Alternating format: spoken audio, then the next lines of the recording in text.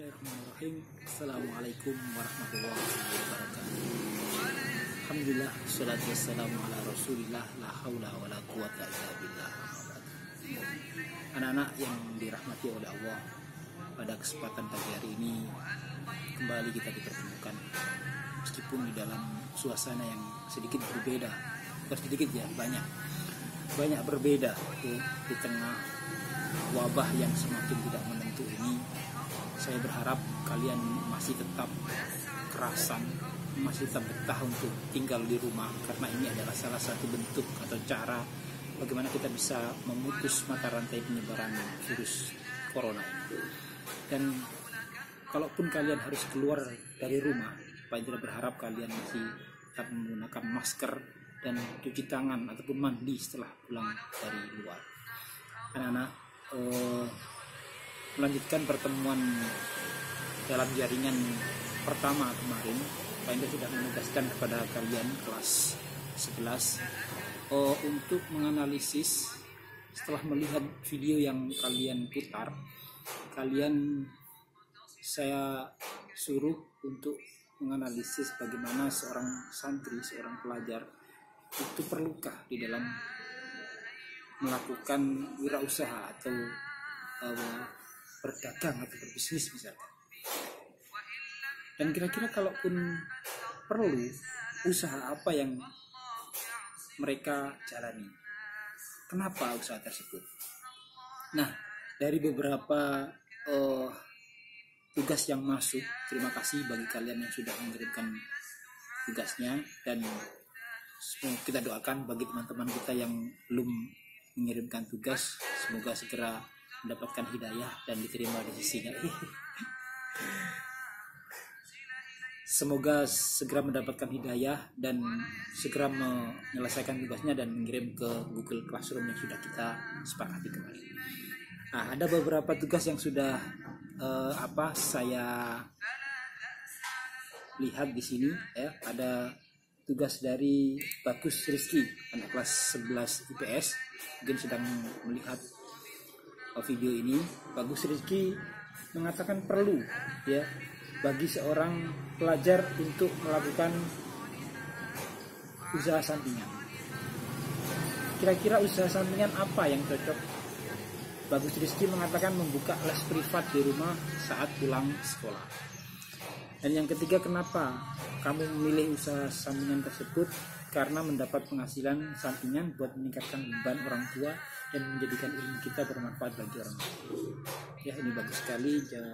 Terima kasih Bagus Rizky analisisnya tentang perlukah seorang pelajar atau seorang siswa melakukan wirausaha ataupun bisnis. Nah, yang kedua ini ada dari kelas 11A, Dawam Gumilang. Terima kasih Dawam telah mengirimkan tugasnya. Dawam mengatakan perlu. Jadi seorang pelajar itu perlu menjalankan usaha. Nah, usaha apa? Dawam di sini mengatakan jasa agen pulsa atau jualan pulsa. Yang kedua ada editing foto. Kenapa usaha tersebut? Dawam mengatakan kan kita punya banyak teman dan itu faktor pendukung larisnya usaha tersebut. Yang kedua, saat ini banyak anak-anak muda yang suka foto-foto di ikon-ikon daerah mereka. Jadi ya untuk mencari keuntungan, Dawam mengatakan saya menjadi editor foto untuk mereka. Misal saya menarik Rp 2.000 per foto, murah sekali ya.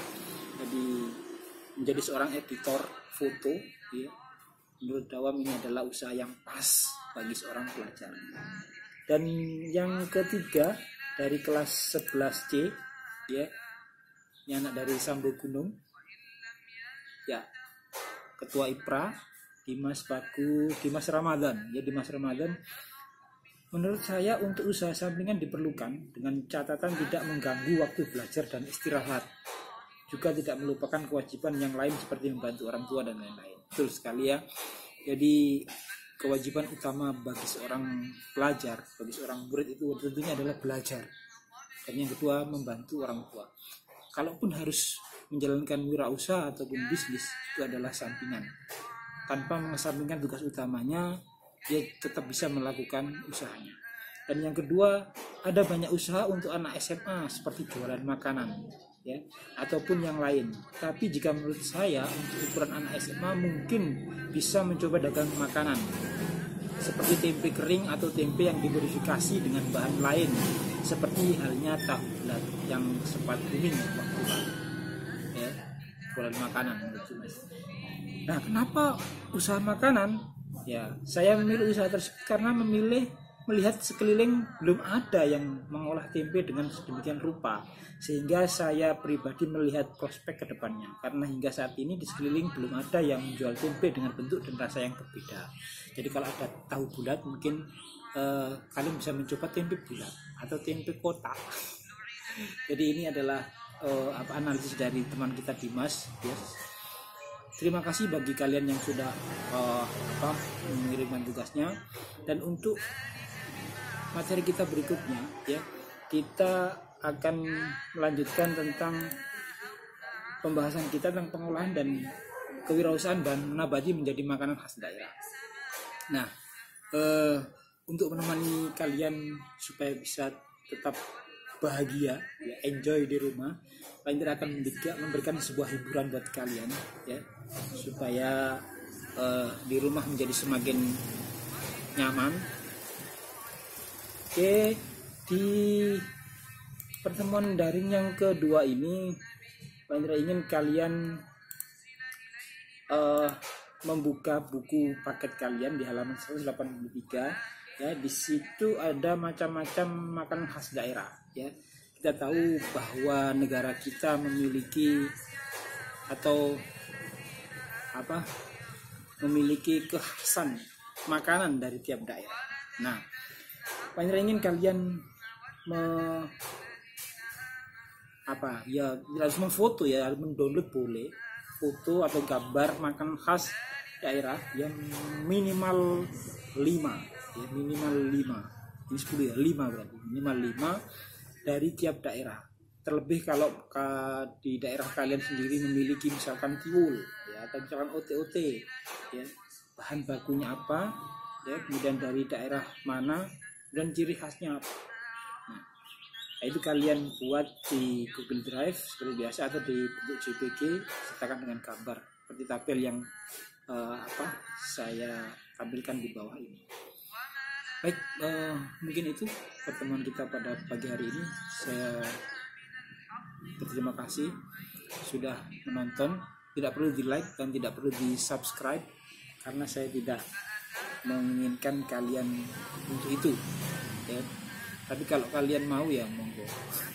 Bukan bercanda.